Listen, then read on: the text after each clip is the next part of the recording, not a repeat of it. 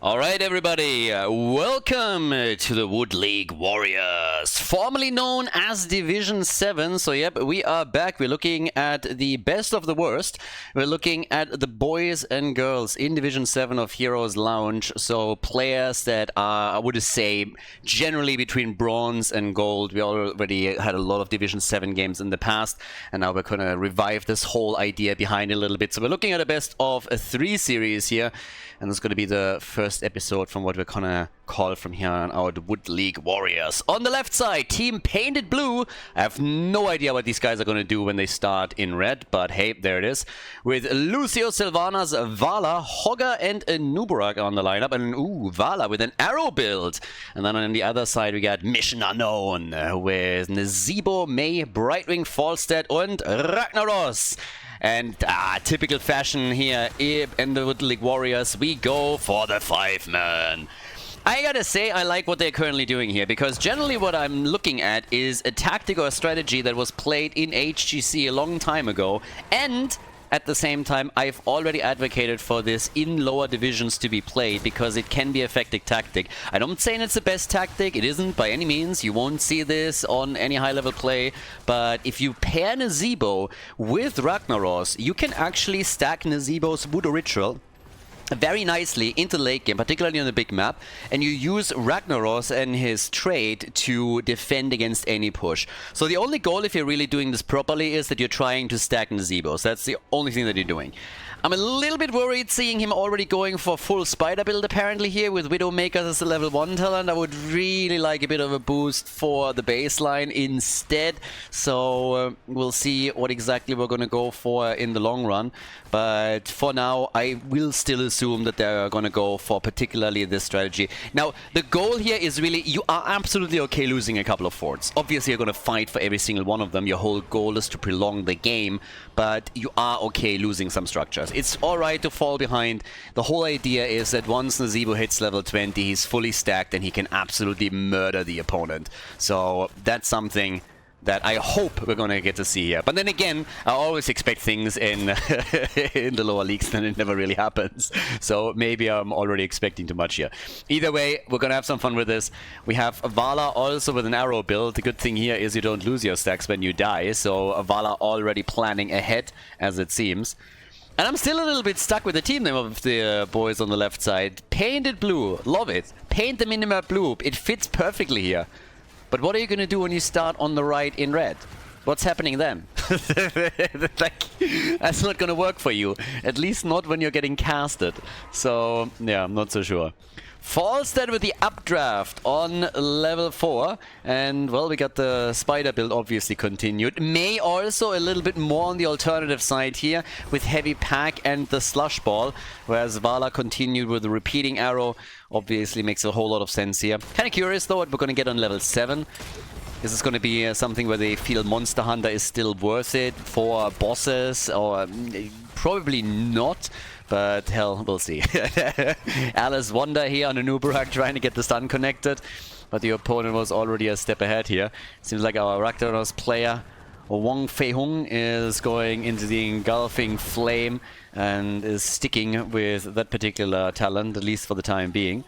So yeah, let's see what we're getting. Falza's actually solo laning right now against Hogger. Now normally you would expect Raktaros here.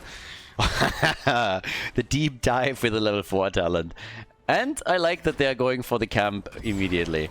I'm honestly wondering how long it's going to take the blue team to go and take their own camp. And as I say, I already see Hogger marching towards it on the minimap. So they're not there immediately upon its spawn, but I like that they are still quite diligent. This is something that I'm harping on in every single game that we're talking about on the higher level.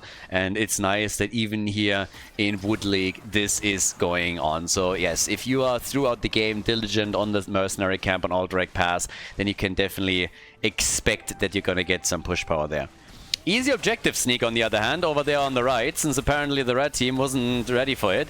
So now they're working on the objective, and this is already making things a little bit more stressful now for Team Mission Unknown.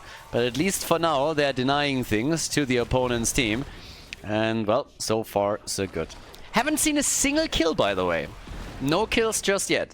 Nazebo, I mean, our boy is trying to stack, but he's currently sitting at 20 at level 7, so yeah. Over here, Frost Shot, alright. I like it, going to Frost Shot. Don't need the Monster Hunter, and oh, yeah, that's kind of the best way to stop Nazebo from stacking. You go in and just take him down. Apparently he didn't see that coming. It was a little bit telegraphed, but the red team trying to be a bit more aggressive here right now. Sorry, the blue team going for first kill and looking for the objective again. Nubarak missing those stuns, but then in comes the Engulfing Flame. They're trying to poke a bit from the outside. Vala is sitting at 13 stacks by now. And in the middle, we still have Ragnaros sitting tight here too.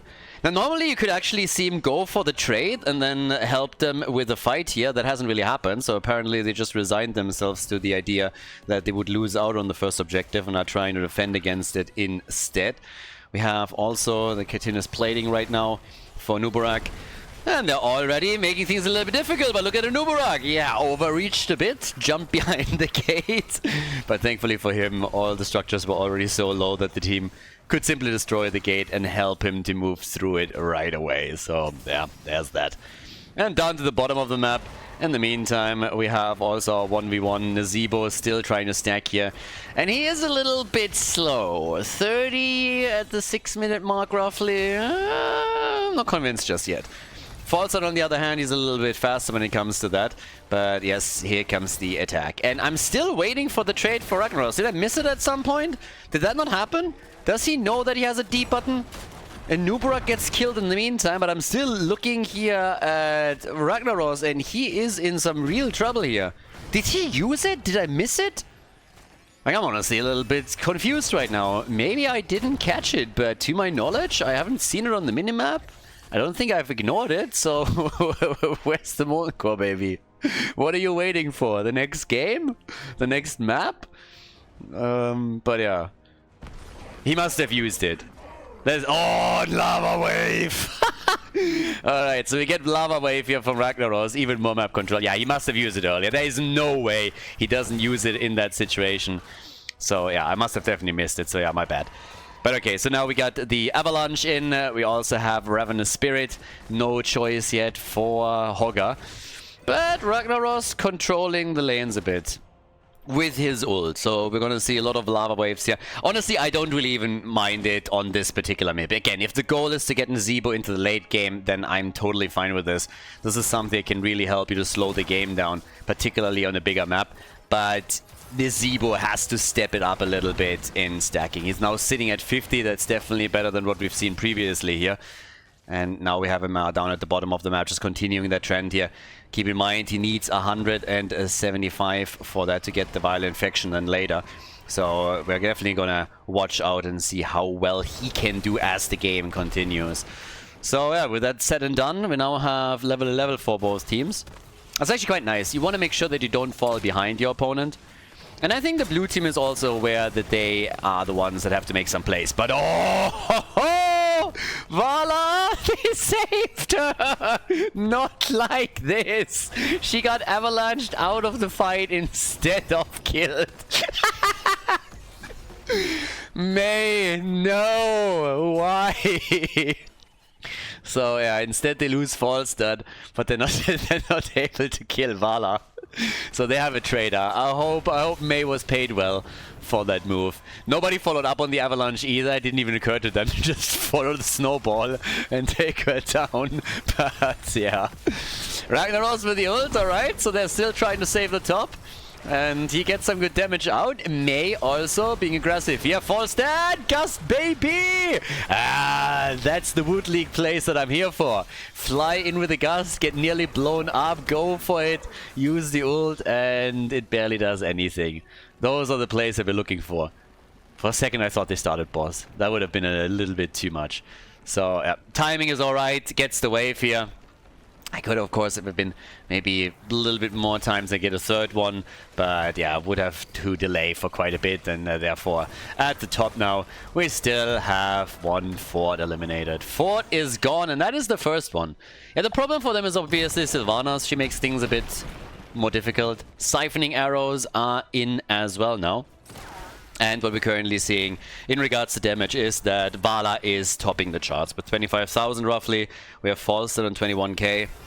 Nazebo with only 8,700. But again, his job is just to stack. If you go for that particular combo, you want to stack. You want to try and get into the late game. I would have probably liked for him to go for Gary here, but we'll see. I mean, both ults are fine. They're actually going for the objective too. So, yeah. That means that Nazebo can also not stack at this point, but if they get the objective, that would of course be pretty neat. Early Avalanche already. And the problem that we still have with that is that there's no follow-up. You could have also comboed Sulfuras with an Avalanche, of course, but we haven't seen that yet. So if Nazebo just tries to stack a bit at the bot lane maybe as the next wave comes in, has to be careful though, because it would mean that he has to dive out a bit deeper onto the lane. Okay, Cocoon is out, and no! No ice block, no nothing. Nazebo is down, and that's bad news, particularly since they're losing Brightwing too. So that's a double kill now for Painted Blue. Yeah, they're painting everything blue here.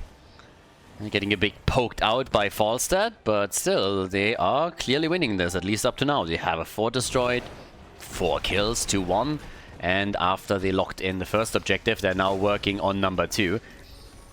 I would really like to see Falstad reprioritizing his playstyle a little bit. And again, I'm always making the assumption here that this is the game plan. I've been talking about this comp for lower league play for such a long time that I just assume that this is what the idea behind it is. But you can already tell that we're on level 14 and he has only 77 stacks. That's honestly not good enough. He needs more. He needs more, and he should get it quickly. So already we have the camp taken. They are hoping to at least get some top lane value. Also Ragnaros with a lava wave down at the bottom of the map, which I actually like. On the other hand, we have another fort destroyed as the blue team reacted immediately. Timing on the lava wave also decent, gets another wave right here. And they're getting the fort up at the top. So they're going for a two-pronged attack and take at least some structures out. It doesn't change the fact that the blue team still has another set of cavalry riders coming in. And I'm a bit worried because so far Mission Unknown has struggled with these Sylvanas pushes. And they need to somehow push this back. And that's something where I could see Ragnaros with his trade with Molten Core again play a big role. 16 talents are now also available. The gap is small, but it's there and could be used, of course, to get a kill or two. Vala has now also gone straight into Manticore. And they're trying for another kill. Nazebo, what are you doing there? Why are you there? No! Run, baby, run!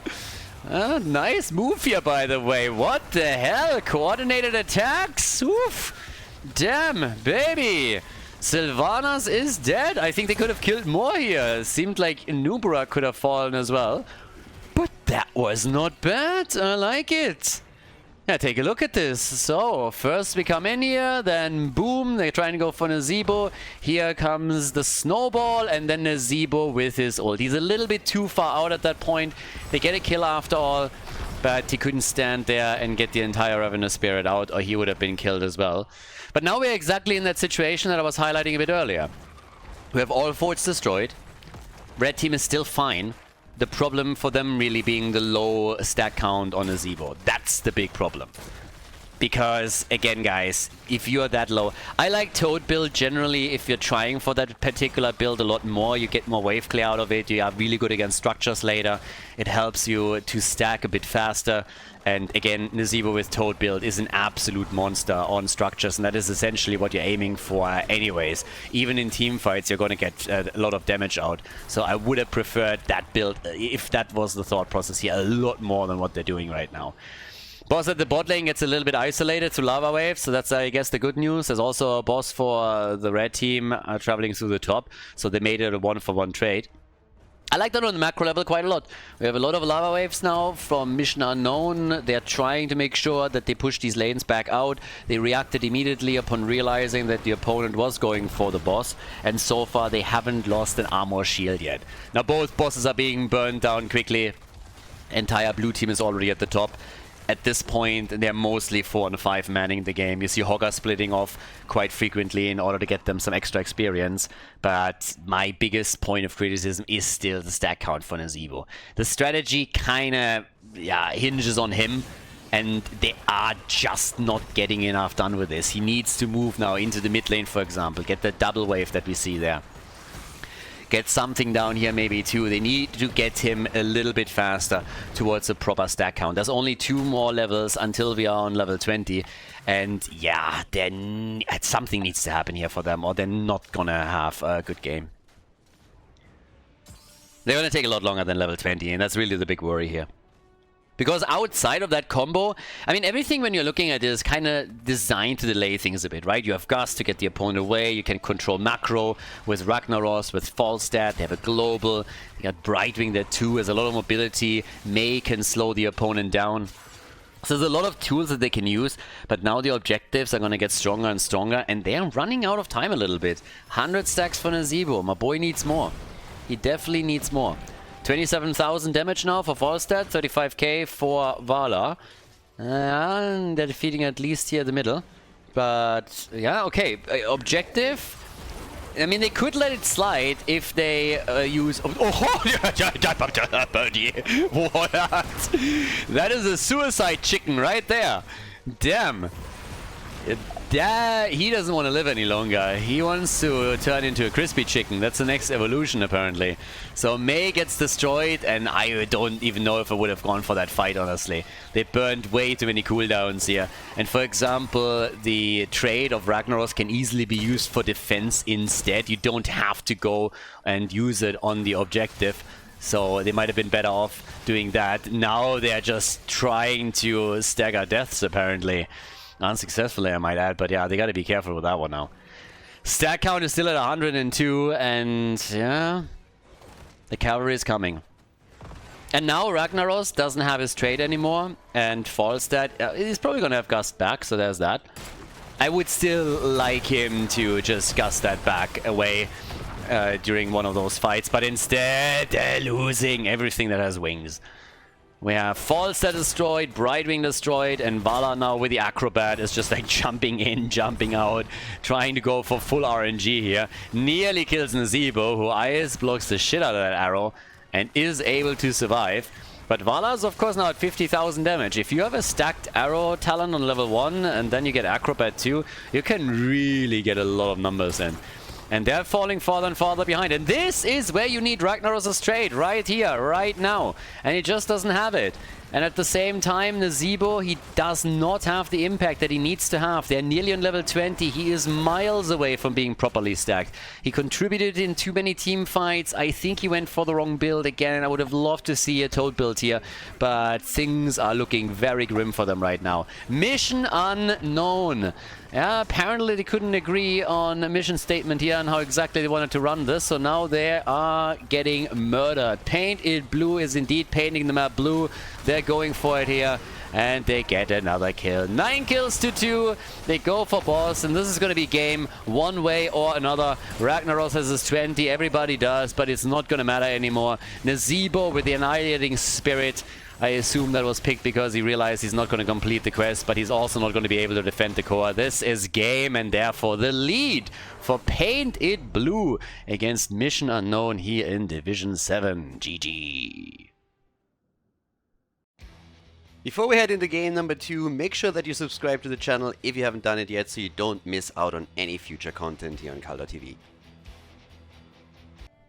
Alright, game number 2. We are on Infernal Shrines, and well, Painted Blue is in the lead here in our Division 7 match. We have on the left side Anduin, played by Appa, Alice Wonder with Garrosh, Sakustretus on Tychus, Amaroka on Chromia, and Sean on Hogger.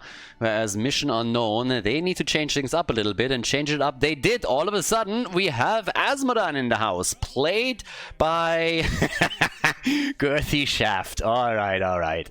Freaks on the Haka, and we got Tuska, Marco, and Lucio with Jay on Mei, and Wong Fei-hung on Vala. Alright, boys, I see what you did there.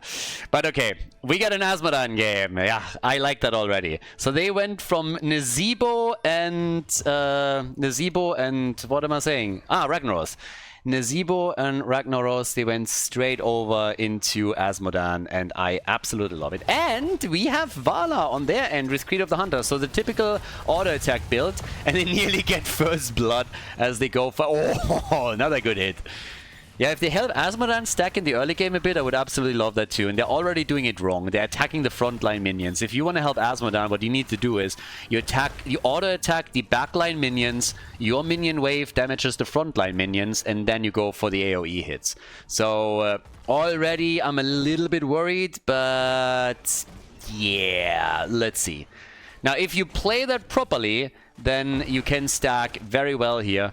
But this is already, no, not like this. You just don't YOLO out your cooldowns and your mana like that. You auto-attack the back a little bit, you let your minions do some damage here, and then you go in with the AoE. And honestly, at the beginning, somebody should help you a little bit. There should be somebody like Vala that drops a multi-shot, maybe Dehaka, it doesn't really matter, but somebody should help you clean up. At least on the initial rotations, and then once that you got a couple of stacks together, then you can always switch back from it. But that's how you have to really play that. Well, down here, big fight already. This time they are a lot sooner going on the offensive. So the red team fighting back and hoping to tie up the series as they grab the first camp. Nicely done.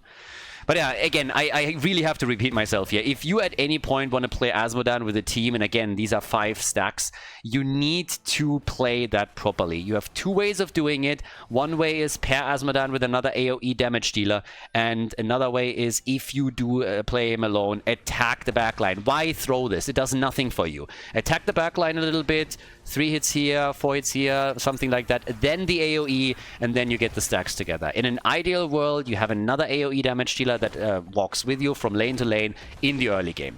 Once you got some damage and it's easier for you to take these things down, then it's not a problem any longer, but you're really wasting your game and the potential if you're doing it this way.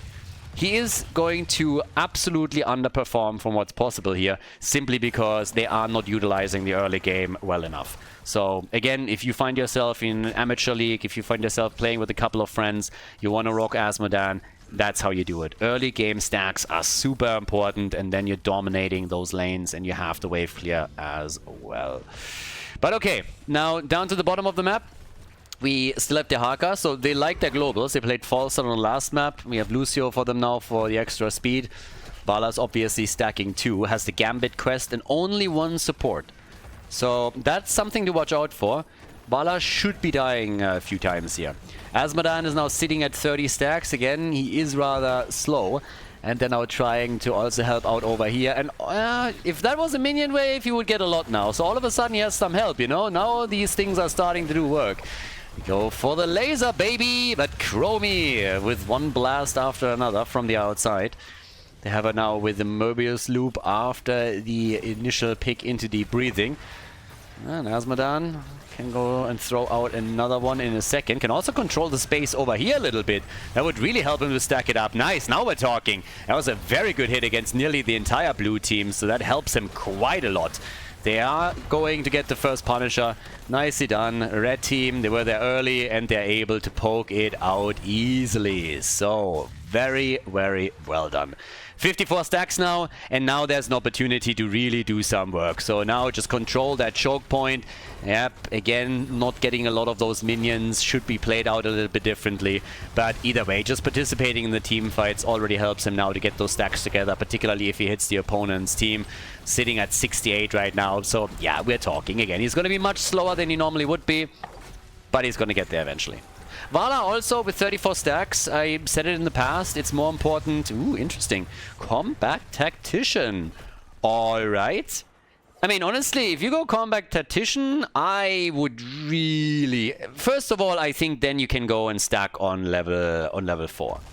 Obviously, when you're talking to... this build, in my eyes, doesn't really make a whole lot of sense. If you're playing Tigers and you want to go and play around the bigger they are, then you might just spec into a grenade outside of it. But if you're really looking at an auto-attack build, then your level 1 talent should be changed, shouldn't be grenade. And I would also go and stack on level 4 as well. If you're going for the cooldown reduction, just makes it so much easier there. But either way, now that they decided to go with this, they can burn on Asmodan a little bit more in the later stages. They can do the damage against the Dehaka and Mei too. So there's definitely some advantages on this. Did Vala just try to kill the ult with a multi-shot? Did that just happen? Or did she just panic click? Let's have another look here. I'm not quite sure what exactly happened there. But it looked like the second she got caught, I guess she wanted to hit Garrosh? For a moment it looked like she was just trying to somehow free herself with a multi-shot. I assume that she thought Garrosh would get closer and she was trying to drop him off the mount so that he can't flip her. Wasn't really needed. Garrosh didn't have to do anything. She was zoomed back in anyways. But yeah, that looked pretty funny for a moment. It's a good kill. First blood also for Painted Blue. So they are again in the lead, at least on kills. And a little bit in experience as well. Dehaga as a global, I really like that on the side lane though. I like that they used macro heroes in the last few games and tried to control that part of the game too. So down at the bottom of the map with both teams now hitting level 10. There's the party. Yeah, we get again the Avalanche. They're trying for Vala again. She lost one Gambit stack already, so that's a bit of the attack speed gone. I assume we're getting Odin here, dude. Like, don't hold this back. Don't go drill. I've seen this one time from the Koreans now, and this is not a good look. Do not go drill. Not on Infernal Shrines. Don't you dare. We're not going drill here. This is not happening. No. He's going Odin. He has to go Odin. That's why he's holding it back. Because the Shrine isn't active. He doesn't need it right now. Better hits now. So, yeah, Azmodan is at 150 stacks. He's slowly getting some damage in. There's Odin, thank God. Oh, boy. for a moment, I was worried. I was really worried. He was debating it with himself. Should I get drill? I'm not so sure, but yeah, thank God. So, Vala, a lot of stacks, 48, so she doesn't really have any quest rewards there yet. Azmodan is actually the one that has top damage for the team. Ooh, and they caught their Haka down here in the mid lane. Ooh, that's bad timing. So that's 2 kills to 0. And here comes the chance for Painted Blue to walk away with the lead, grab the Punisher, and then go for gold. Seems like the red team is just deciding to let this one go and instead wants to move through the mid lane. They're definitely waiting for the Haka, but they're not even going to the top lane, so they're just attacking. And the blue team is not reacting. Guys, you have 2 choices. Either defend or just attack. Keep one guy on your shrine. Keep one guy here. Attack with the rest.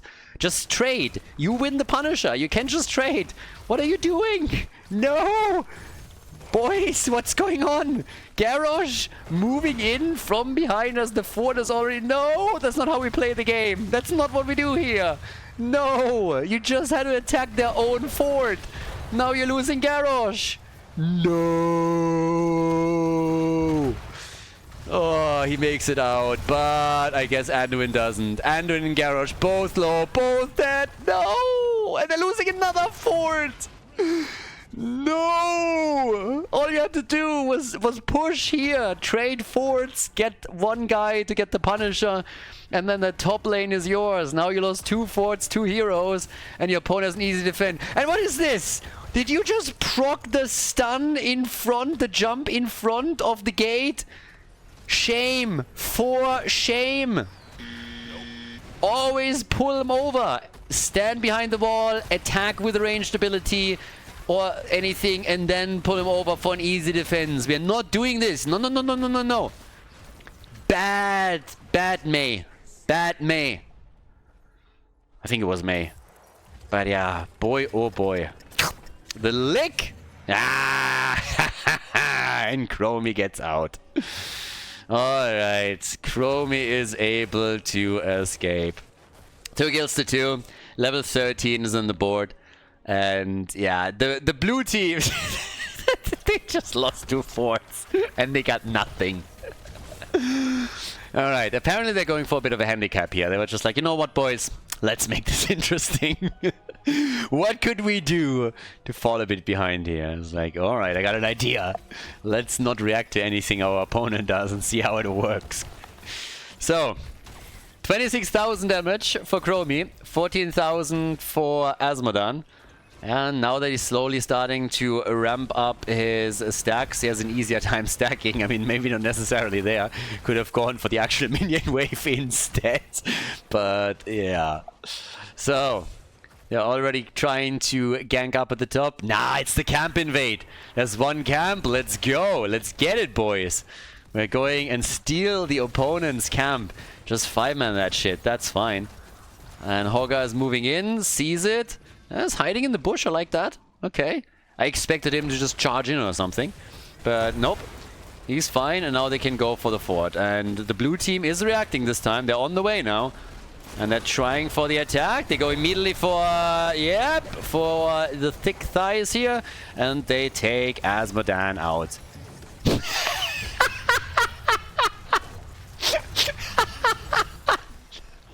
I don't know why this was so funny to me when we're looking at it again. Hoga gets the light bomb, is totally confused, like, do I run away? Do I go in? And then he just dies. Look at Hoga when he gets the light bomb. So there it is. All of a sudden, light bomb is there, and Hoga is like, do I go? Do I not go? And then he just gets killed. I don't know why this was so funny to me, but I looked at him and he was just so confused. I was left, right, and dead. Oh, glorious. Alright, level 16.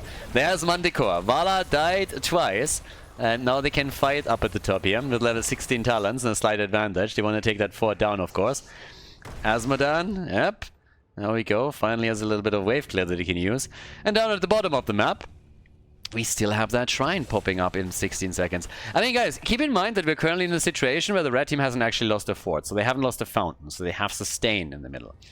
Anduin on level 16 goes as usual for the double pull here. We have the sizzling attacks as well. Shifting Sands is in.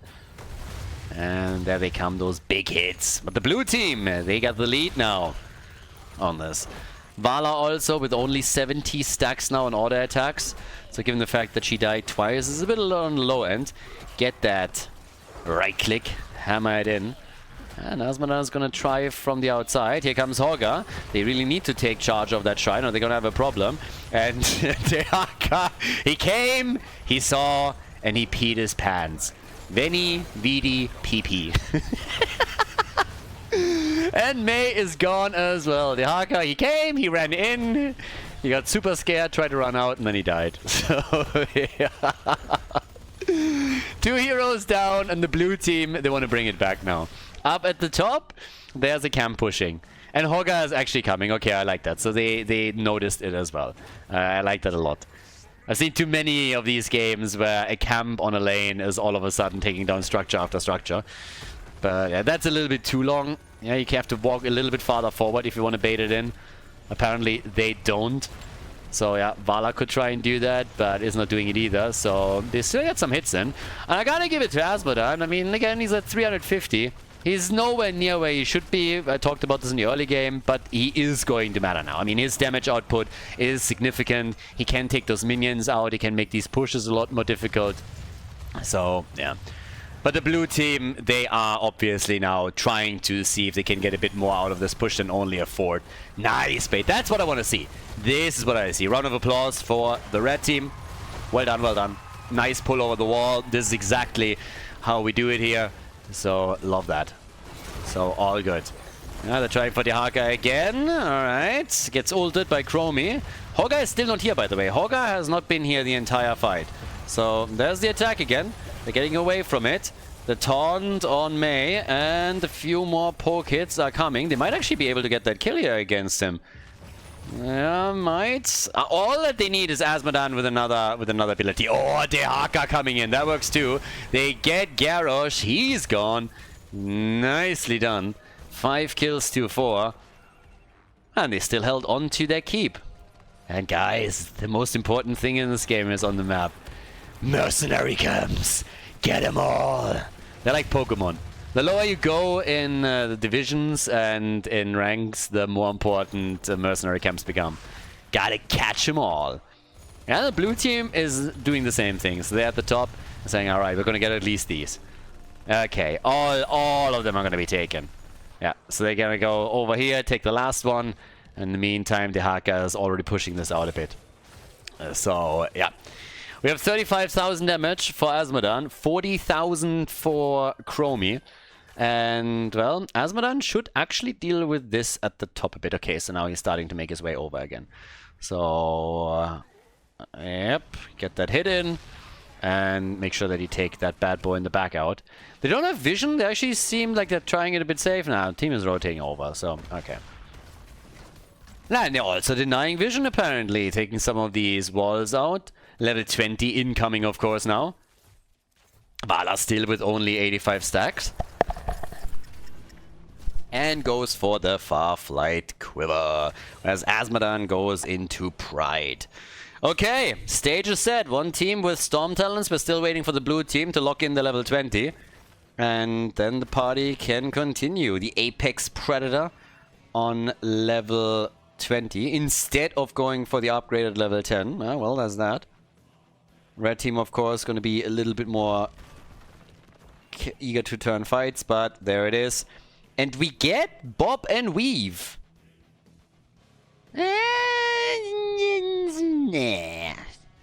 I mean, Big Red Button is pretty darn good. I'm not sure if I like that hybrid style that they're going for here.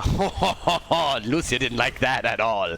Seems like Painted Blue won the 2-0 victory, don't they? Now in the later stages of the game, they are going for gold. Yeah, they get the kills exactly when they need them.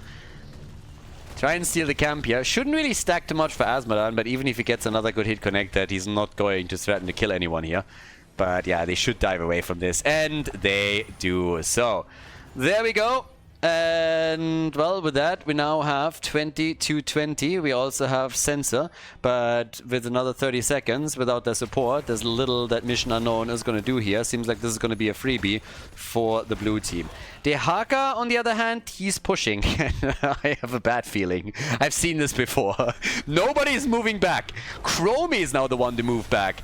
I'm not sure if you want Chromie to move back. I have some different suggestions on who a good pick would be, but still. So as long as they're getting the wall here, yeah. So Dehaka is getting way too much in this. Way too much.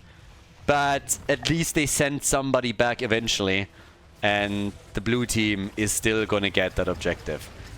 Not quite sure what that ult is going to do here for her, but yep. That's a 50-second cooldown that she just burned. So, yep, keeps him away from the gate, I guess. I kind of like it how Azmodan is actually just throwing his globes out and is getting the red team closer and closer to the blue team's stacking count. But of course, eventually the blue team is going to claim it. Now with the last hit here, they are going to get the Punisher.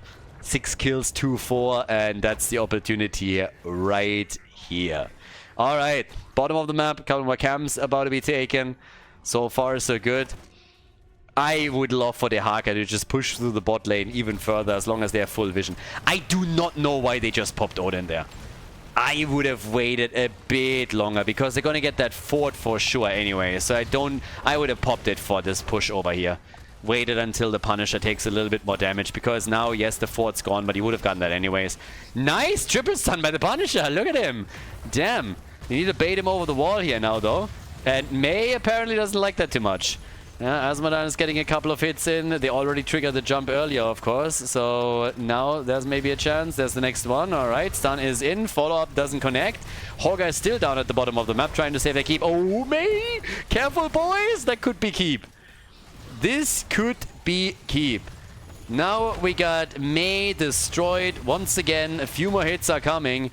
And Azmodan, what's the damage output on this bad boy now? 57,000. Chromie is at 52,000, so he's top damage in the game. They're fighting the entire game, by the way, 4 versus 5. Then now they're losing Chromie, they're losing Garrosh, and that means they're going to lose a lot of ground here. Because now there's honestly a chance for Mission Unknown to go to the bot lane and take a keep out. So bit problematic that they're just doing this 4 versus 5 thing the entire time and then lose heroes on the retreat. And we gets hit now hard too. But yeah, they could at the bot lane start poking this keep out. But there's mercenary camps on the map. Priority, baby. We gotta go for the priority plays, and that means you gotta take all the camps. All of them. Every single camp has to be claimed. And they're going for the top left first. Yep, and we're at the bottom of the map. One catapult with a bit of damage. This is where I honestly thought they would go. Bot lane. Bot lane already opened up. Now at the top with the camp they can do it too. They lost a bit of time I suppose, but they still got a chance here. And if Hogger and his boys are not making a consolidated play to defend this, then this is going to be the first keep of the game that falls. And yeah, this doesn't really look good. They were a bit too late to rotate over. And that is keep. Yeah. All of a sudden, first keep is gone. Azmodan keeps poking. And we have also Dehaka still making plays as he goes for the final few camps here. So now when we're looking at the minimap, it's structurally, of course, still painted blue that is ahead. And the worrisome part is that there's a fort at the top lane and no keep over here any longer, which means catapult after catapult is now going to spawn for mission unknown. And painted blue has no counter pressure. And the next shrine spawns bot lane. We could see a Winion game. It could happen. So, yeah, that's definitely in the cards here. Vala only on 36,000 damage. So she's behind Chromie, behind Tychus, and behind Asmodee now. 4th highest damage dealer in the game so far. But yeah, that bot lane is a concern, particularly with this camp. I would have loved for them to take it later. Taking it this early just allows the blue team to eliminate it for free. So if you time this camp around the objective, if they take that half a minute later, 45 seconds later, you are gonna get mad value out of the top and the Winions might win you the game there. So now they're even moving in for the bottom of the map to try and attack this keep a little bit before they're going into the shrine. But yeah, imagine them taking that top side camp a bit later. I like that Asmodee is also pushing the top lane out, so they really want to push it in as best as they can. And that should pay dividends for them as all of this continues and that push in the fight over here keeps going on. So yeah, bit of a moment of truth situation. Painted Blue needs to win a team fight and they need to win the Punisher. I don't think they can afford losing another keep here. And this is the likely outcome if they are losing another objective. And that top lane, of course, puts them on a timer. They don't have all day to deal with it. Yep, Asmodee, double camp at the top. Choke point control again. They try to go for the front line. Garrosh, and he gets out. Garrosh is out, but the lick on Hogger, and he makes it. Hogger makes it, he's out, but they're all a bit low here. To be fair, some of the heroes on the red team don't fare much better, but they take the objective. Nobody died in that encounter, but now they have the bot lane and the top lane pushing at the same time. And that's, of course, big. So, there's your chance. There's your chance to go for another keep, and maybe even for a bit more if those top lane catapults make it towards the core. So, slowly and steadily, they are starting to go for it. Vala's still sitting at 136 stacks. And also, 3 for Dehaka on his level 7 only. But, yep, that keep has no chance. That keep has absolutely no chance. And, oh, these hits! Frozen Punisher locks them in the ground. Asmodee gets the connect, and that's a triple hit. So, well, that is Anduin gone. Chromie with a timeout to dodge out on it, but this is not looking good. This isn't looking good at all. The core is already losing hit points, and it's going to lose more at the top. Catapults are pushing in. It's already down to 50. We could go to game number 3 here. 7 kills to 7, and mission unknown. They pull it off. They Asmodee the hell out of Painted Blue and win game number 2 to force the final map in this best of 3 series. GG.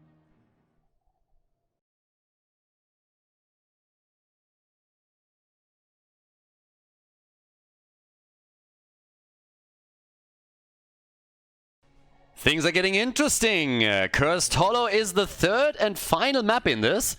And I'm just actually realizing right now that the entire time I had the Healing League logo still on screen. Now, obviously, this isn't the Healing League. This is Heroes Lounge Division 7, aka the Woodleague Warriors. But on the left side, we got Appa on Rhaegar, Alice Wonder on Varian, Sakustretus on Zagara. Which basically means kick my balls.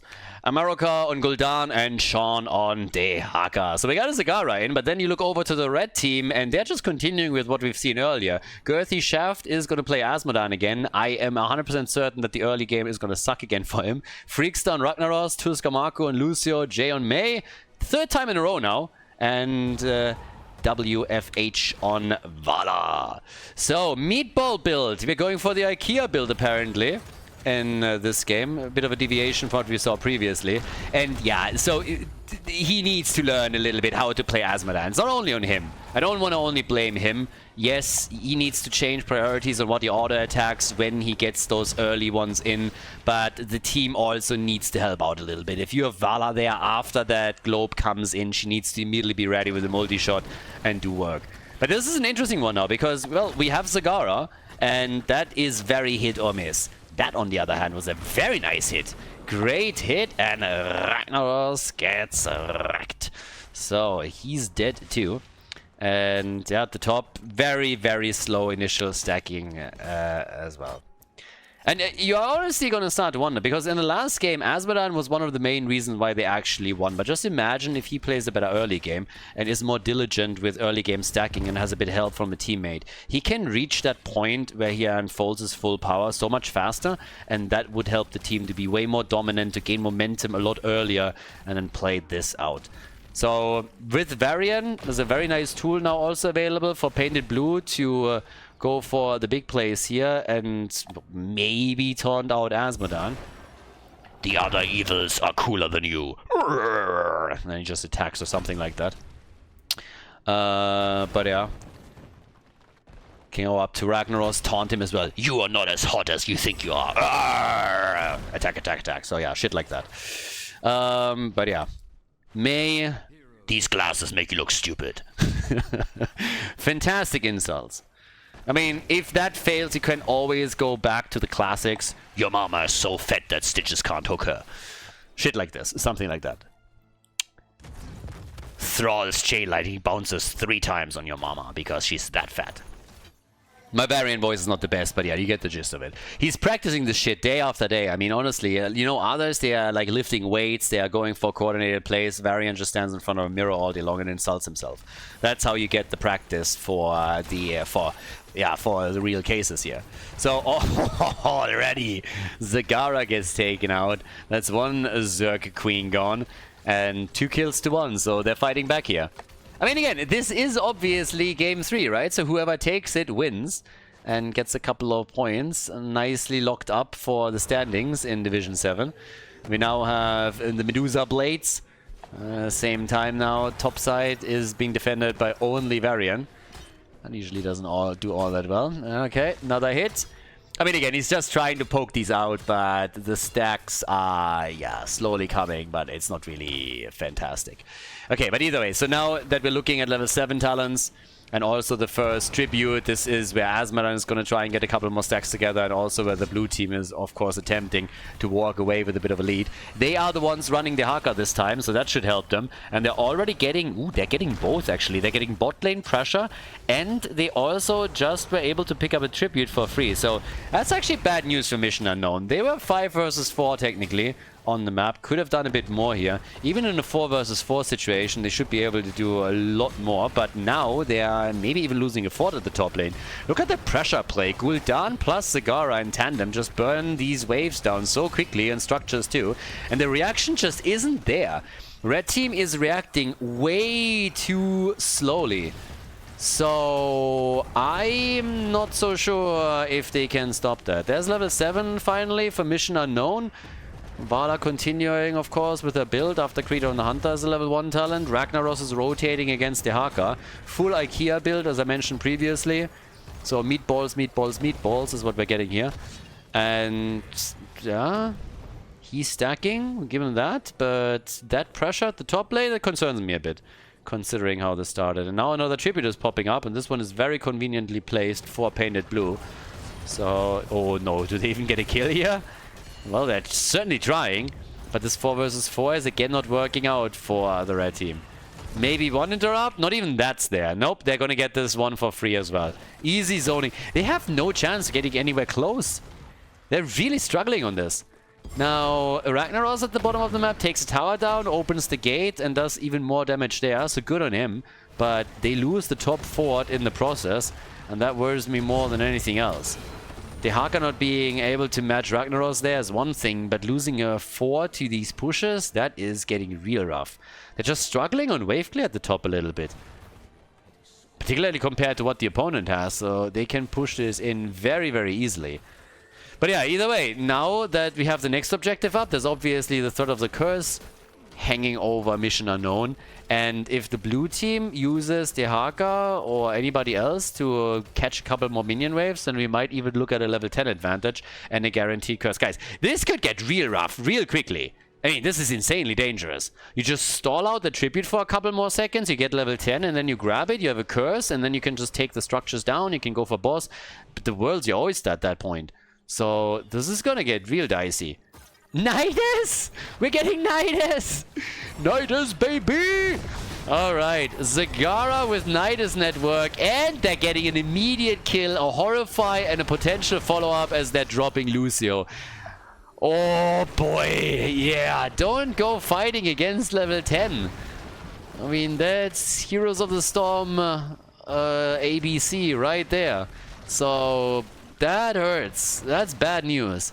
We get a Nidus Network for Zagara, so even more globals, topside pressure, and now they can get that tribute. So, Curse incoming, and they're already losing the bot lane wall here too. Yeah, this is going to be a disaster, I think. Red team needs to get level 10 as quickly as they possibly can, and then somehow try to defend.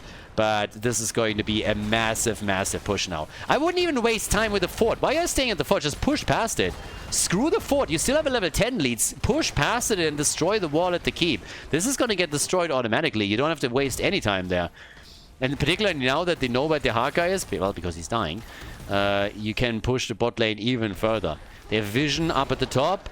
There comes the lava wave down at the bottom of the map, but they can still do a bit more work down here. So that lava wave saves them a lot. There's a lot for them right now. But Ragnaros is still not here, so this is still an even fight. It's a 4 versus 4. And Asmodan is coming in from the wrong angle. They could go for him with a taunt. I don't know why he taunts me. I would have just gone straight for it here. That's the Ancestral, Gul'dan, alright, so he's out. They're blocking Asmodan for just a second. Gets another hit in, connects them well, but doesn't have enough stacks yet to do significant damage. He's at 158. Vala at 39, by the way. And now the fort in the middle of the map falls. So they lost 2 forts, and I suppose the wall at the top got damaged as well. Not too bad. I mean, it's not crazy, but we're also only 7 minutes into the game. I think they could have gotten a bit more out of this, but this is still alright. And now that they're going for the boss, if they're then moving towards the top and take a double boss play, yeah, that would be bad. Really bad for Mission Unknown. But they should get this one in time. So yeah, boss is now taken, and now the question is, how are they going to play this? They're going to be too slow to go for the top side boss. It's not going to happen in time. So yeah, that one is going to be taken out. Okay, couple of easy hits are coming, but can they maybe catch someone? No. So they got to defend the bot lane for sure, but just generally, this is a really sweet spot for Painted Blue to be in. Early level 13, 2 kills ahead, structurally making a good move. And I'm a little bit worried by the fact that it seems that nobody's moving down to the bot lane except for Ragnaros. That worries me a little bit. They need a bit more, or this boss is going to get more than it should. Shouldn't really take anything down. Up at the top you can see that it barely scratches the fort, even though that wall was already destroyed. So, yeah. I mean, Ragnaros defends, but okay, here comes Vala. Still gonna lose that gate, I guess. Alright. But yeah, so we are reset in regards to tributes. So from here on out, we're starting anew. When it comes to damage, 18,000 for Asmodan. Still top damage in the game. Zagara has 13,000. And once that we get level 16, that of course is going to continue. So it gets 2 waves here with Lava Wave. Yep, I don't think the third one is going to spawn in time. I think it's slightly mistimed for that. I'm actually gonna see. Does he catch it? I do not think so. No. So, yep, there we go. Could have waited a second longer, I guess, but they're pushing the bot lane out anyways. Nidus Network is already getting destroyed, and they now go for the fort. Top lane gets pushed out, so the Haka is trying to at least get them some counter damage. But nobody's defending this down here. They didn't really... I mean, this is a free fort, what they just got. They got a completely free fort. There's a couple of minions waves and mercenaries now on the map that have to still be addressed, but that was a free structure. Something like that should honestly not happen. But then again, we now have down at the bottom of the map the next tribute spawning, and this is going to be the first one, but there's a big push through the middle, and even bigger what we're seeing at the top. Siege Giants, the Haka, and there's a catapult coming, and the Haka is moving down to the bottom of the map, turning into a 5 versus 4. Misses the drag, the taunt did miss though, and Ragnaros isn't here. Ragnaros is defending the top lane. Triple and the ult follow-up, but Vala alone is not enough. Here comes isolation, and they're all retreating and running away. It's in and of itself already amazing to me that nobody died. I would have thought that at least 1 or 2 heroes of Mission Unknown are going to get murdered there, but that wasn't the case. So what we're seeing instead is the tribute channeled, and they can still defend the Siege Giants here. So I guess the situation ended up a bit better than expected for Mission Unknown, because once that Dehaka turned into a 5 versus 4, I really thought that we would see at least 1 or 2 heroes getting killed from the red team. But the only thing that the blue team was able to get is that tribute. 22,000 for Ragnaros, 16,000 for Zagara. That's a little more of a quieter game now. And they are looking at that flank. And I love that Dehaka is now consistently on the side lane. Quest, by the way, nowhere near completed full Gul'dan. Usually when you're picking up your level 16 talent, you go into Ruinous Affliction, you want to be done or nearly done with your level 1 quest. That's not the case here. And also, this wave hits and the next spawn has not been achieved. So you really need to learn the timings for those lava waves if you want to get the most out of it. So you want to hit the core of your opponent just as the next wave spawns. That's the best way. That guarantees that you get the maximum amount of wave clear and that you're not wasting anything. It still gives them value, but you can optimize that. And the timings change slightly depending on what map you're talking about, but still pretty important to note. So we'll see, but yeah, maybe in the future. Manticore is in. I mean, they play Ragnaros apparently quite a bit, so I assume that they're playing him also in different games here. But yeah, so you really need to learn those spawn times a little bit and then try and get even more out of these situations. And whoosh, me, barely escaping. They got Varian a bit in trouble at least with that snowball. But it's a second tribute for Painted Blue. Guys, Painted Blue got 5 tributes already. 5. Red team hasn't gotten a single one. They at least have level 16. That gives us, of course, Manticore as mentioned, but we also have the Corrosive Fertilizer now. So Zagara is going to get more and more damage. And just look at the minimap. She has actually a decent amount of creep tumor spread. I'm very surprised that nobody clears those up. They're easily cleared up. There's way... I mean, they got so much damage that they can use to clear them. And they did it earlier. But then at some point they got lazy. And this is just free vision. This is a legal map havoc that we're talking about now. So Painted Blue has great vision on the map. More than they should have. And they're getting in position for the tribute. The red team already fairly late to the rotation. They're just accepting another curse. Yeah. They should be delayed here. I mean, guess Asmodan. Asmodan isn't here either. Yeah, barely interrupting. But look how far they had to go. And now they're losing 2 because of it. Great ult from Gul'dan. That was exactly what they needed. They were forced to pretty much dive bomb into that situation. And now they get punished for it. They lose Ragnaros. They lose Mei. The blue team. They're even timing the boss around the curse. They're even doing that.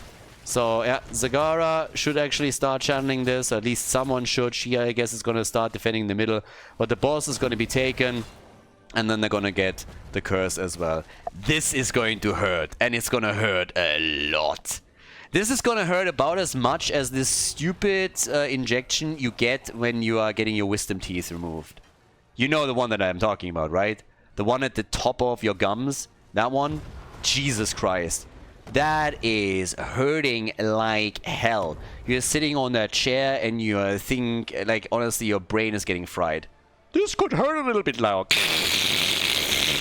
That's how I felt. Thank God that was ages ago. But yeah, that's how much this is going to hurt right now. So, in the middle already, they're going for a keep.